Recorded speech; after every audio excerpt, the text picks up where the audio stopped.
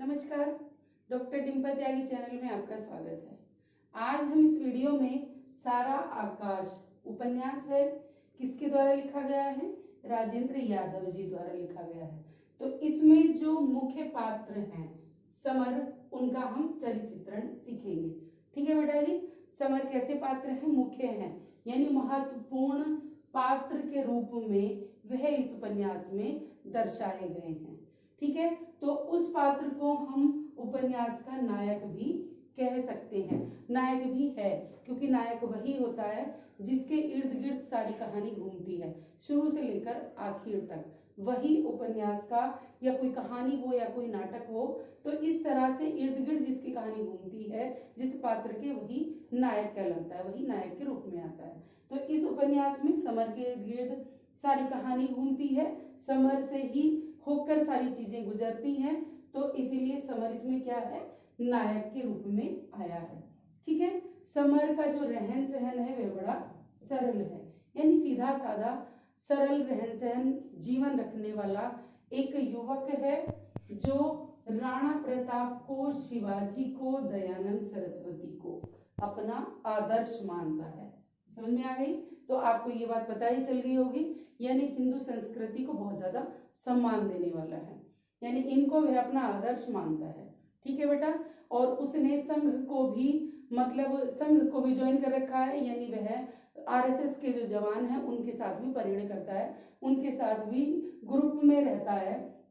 तो उसके जीवन की जो और विशेषताएं हैं जो हम चरित्र चित्रण में लिख सकते हैं, वह मैं आपको अभी इसमें बताती हूँ। पहली बनती है अध्ययनशील, यानी समर कैसा है? अध्ययनशील युवक है, यानी हर समय पढ़ाई से ही संबंधित वह बातें करता है, पढ़ाई में ही ध्यान देता है। इतना ही नहीं कि जब घर की परिस्थितियां विषम हो जाती हैं, यानी उसके विपरीत हो जाती हैं, उसके विरुद्ध हो जाती हैं, जिससे उसे कष्ट भी मिलता है, लेकिन उन परिस्थितियों में भी वह पढ़ाई की उपेक्षा नहीं करता, यानी पढ़ाई को वह हमेशा करता है, कभी भी पढ़ाई अपनी नहीं छोड़ता। तो इसीलिए हम कह सकते हैं, चाहे उसे घर में मौका ना मिले तो वह घर से बाहर निकलकर मंदिर में जाकर बैठ जाता है, पार्क में बैठ जाता है, अपने मित्र के घर चला जाता है पढ़ाई करने के लिए, लेकिन पढ़ाई वह नहीं छोड़ता, इसलिए वह अध्ययनशील युवक के रूप में आया है। दूसरा है महत्वाकांक्षी। तो महत्वाकांक्षी माने जो बहुत सारी इच्छाएं रखने वाला है मन में, उसको हम महत्वाकांक्षी युवक मानते हैं। तो वह कैसे है? समर को महत्वाकांक्षी क्यों माना गया इसमें? क्योंकि उसके मन में महान बनने की इच्छा है, यानी वह महान बनना चाहता है, इनको अपना आदर्श मानता है, ये भी महान है तो इसलिए महान बनना चाहता है। दूसरा, अच्छी नौकरी पाना चाहता है। ठीक है बेटा, कि एक तो उसके मन में महान बनने की इच्छा है, दूसरा अच्छी नौकरी प्राप्त करने की इच्छा है। ठीक है, अच्छी नौकरी प्राप्त करने के लिए वह यह भी सोचता है कि मैं एमए करूं। घर का माहौल जबकि उतना अच्छा नहीं है, उसके लिए आर्थिक स्थिति इतनी मजबूत नहीं है, घर वाले फीस पर पैसे खर्च करने में भी बहुत संकोच करते हैं, वह बेचारा उनसे फीस लेता भी है, पढ़ाई के लिए देता भी है, और बहुत ज्यादा दुखी भी होता है क्योंकि कई बार अपमानित भी होना पड़ता है, लेकिन फिर भी मन में इच्छा है कि वह महान बने, अच्छी नौकरी प्राप्त करे और आगे अच्छा जीवन जी सके। यानी कैसा जीवन जीना चाहता है? बहुत अच्छा जीवन में जीना चाहता है, जैसा एक पढ़ा लिखा अफसर, प्रोफेसर जीवन जीता है। तो यह इच्छा, यह महत्वाकांक्षा उसके मन में हमेशा रहती है। ये बात बेटा समझ गए? ठीक है, उसको स्वप्न दृष्टा भी कह सकते हैं, यानी सपने देखने वाला है, कल्पना करने वाला है, ये भी हम कह सकते हैं। आगे है आस्तिक युवक। आस्तिक बोलते हैं जो ईश्वर में आस्था रखने वाला है, विश्वास रखने वाला है, तो वह ऐसा युवक है। अब आस्तिक किस किस चीज में हम देख सकते हैं? संस्कृति के लिए, यानी भारतीय संस्कृति का वह बहुत ज्यादा सम्मान करता है। भारतीयों को जो महान थे उनको वह अपना आदर्श मानता है। भारतीय संस्कृति से संबंधित कोई भी अगर कहीं परिचर्चा होती है उसमें भाग भी लेता है, अगर कोई उसका विरोध करता है तो उससे वह नाराज भी होता है। ठीक है, धर्म को मानने वाला है, धर्म को मानने वाला है, इसलिए मंदिर में भी वह जाता है। और एक बार की घटना से तो मानो उसने मंदिर में जाना भी छोड़ दिया, क्योंकि एक बार वह मंदिर में गया था, वहां एक कोई भिखारी आता है भीख मांगने के लिए, तो पुजारी ने उसको खाना नहीं दिया, भीख नहीं दी, बल्कि पुजारी ने डंडे से उसकी पिटाई की। तो वहां से उसका मन थोड़ा उब गया। उसने सोचा ईश्वर के दरबार में आकर भी अगर लोगों के साथ ये भेदभाव है तो यहाँ आने का क्या फायदा। तो वह धर्म में बहुत ज्यादा विश्वास रखने वाला है, यानी पंडित जी से उसका विश्वास उठ जाता है, ठीक है। और ईश्वर में भी विश्वास रखता है, क्योंकि हर बात वह यह सोचता है कि ईश्वर जो करेंगे अच्छा ही होगा, यानी भगवान मेरे साथ हैं तो बुरा हो ही नहीं सकता, हमारा कार्य सिर्फ कर्म करना है, फल तो आगे मिलता ही रहेगा। तो ठीक है बेटा, कैसा है, आस्तिक युवक है समर, तो जो संस्कृति में भी आस्था रखता है, धर्म में भी रखता है और ईश्वर में भी रखता है। आगे बनता है भावुक। भावुक कैसे होते हैं, जो बहुत ज्यादा संवेदनशील होते हैं, यानी बड़ी जल्दी पिघल जाते हैं, ठीक है।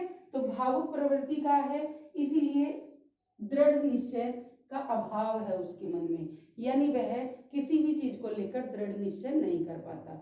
यानी छोटी सी बात ही अगर किसी दूसरे ने आकर कुछ बोल दिया तो वह तुरंत बह जाता है, अपने निर्णय को तुरंत बदल लेता है। परिवार में भी देखा गया है कि प्रभा के लिए उसके मन में थोड़ा कहीं अगर प्रेम आया और भाभी ने आकर कुछ और बोल दिया तो वह तुरंत भाभी की बातों में आ जाता है और प्रभा की तरफ से उसका दिमाग हट जाता है। तो भावुक है। रोने से मतलब क्या है कि जल्दी ही रो देता है, यानी पिता के सामने यह सोचकर गया था कि पिता के सामने मैं यह वाक्य बोलूंगा, ये मुझे अगर कुछ पूछेंगे तो मैं अपने मन की बात उनसे कहूंगा, लेकिन जैसे वो पिता के सामने गया तुरंत घुटनों पर बैठकर फूट फूट कर वह रोने लग जाता है। तो हम कह सकते हैं वह भावुक है। शत्रुता निभाने में भी और प्रेम निभाने में भी, यानी प्रभा के साथ जब उसने शत्रुता निभाई है तो उसको भी दिल और जान से निभाया है, यानी छोटी छोटी चीजों में वह खोजता रहता था कि कैसे इसको नीचा दिखाया जाए। और उसके बाद जब दोनों का आपस में एक दूसरे के साथ तालमेल सही बैठा तो उसके बाद प्रेम भी उसने बड़े अच्छे से निभाया है। ये बात समझ में आ गई। तो इसीलिए भावुकता होने के कारण उसमें निर्णय का अभाव रह जाता है, यानी सही से वह निर्णय नहीं ले पाता, यानी अपनी बात पर अडिग नहीं रह पाता। आगे बनता है पलायनवादी। पलायनवादी कहते हैं भाग जाने वाले को, छोड़कर निकल जाने वाले को। तो पलायनवादी कैसे है कि वह घर से भी भागता है, प्रभा से भी भागता है और परिस्थितियों से भी भागता है, यानी मरने की भी सोचता है कई बार, प्रभा को अपनाना नहीं चाहता, ठीक है। घर की जो परिस्थितियां हैं उनको वह स्वीकार नहीं करना चाहता, उन सब से वह भागता है। तो इसीलिए समर को हम पलायनवादी भी कह सकते हैं, उनके चरित्र में यह भी आता है। आगे है क्रोधी। समर कैसा है, क्रोधी स्वभाव का है, यानी छोटी छोटी बातों पर वह क्रोध कर जाता है, जल्दी ही क्रोध आ जाता है, जिसमें वह माँ के प्रति भी क्रोध करता है, यानी माँ जब घर में कोई कामकाज करती है और सारी बातें वह इधर की उधर और सारी समर की भी बताती है और प्रभा की भी बताती है, बड़ी भाभी की भी बताती है, तो वह निश्चय तो कर नहीं पाता, बल्कि वह क्या करता है, क्रोध करता है, अपने आप पर भी क्रोध करता है, कई बार पिता पर भी क्रोध करता है और पत्नी के प्रति भी उसके मन में क्रोध का भाव है, यानी हर किसी से वह क्रोध के तरीके से ही मानो अपने स्वभाव की उस वृत्ति को दर्शाता है। तो इसलिए क्रोधी स्वभाव का व्यक्ति है, क्योंकि सोचने समझने का भाव रखता है, यानी निर्णय सोच समझ कर नहीं लेता, जल्दी से ही छोटी छोटी बातों पर वह क्रोध कर जाता है, ठीक है। फिर है निराशावादी, यानी समर को हम निराशावादी कह सकते हैं।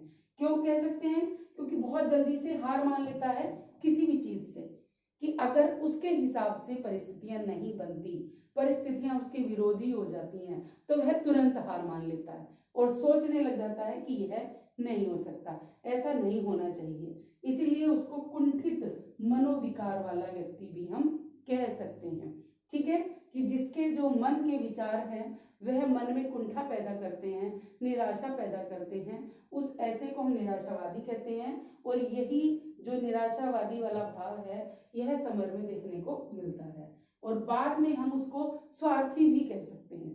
समर को स्वार्थी इसलिए कह सकते हैं क्योंकि एक छोटी सी नौकरी पाते ही कि जब उसको प्रूफ रीडर की एक छोटी सी नौकरी मिल जाती है तो वह तुरंत अपने विषय में, अपनी पत्नी के विषय में, अपने सपनों के विषय में सोचने लग जाता है, ना कि उन माँ बाप के विषय में जिन्होंने इतना बड़ा किया है, अभी तक अपने आप को अभाव में रखकर उसकी इच्छाओं की पूर्ति की है, या फिर उस परिवार के विषय में जो आज तक उसको सब कुछ करते ही आ रहे हैं, तो उनके विषय में वो नहीं सोचता, बल्कि अपने जीवन की आगे की वह कल्पना करने लग जाता है। इसलिए हम इसको स्वार्थी भी मान सकते हैं। तो बेटा जी, समर का जो चरित्र है वह सारा आकाश में इन बिंदुओं के माध्यम से उभर कर आता है। ये चीज समझ गए?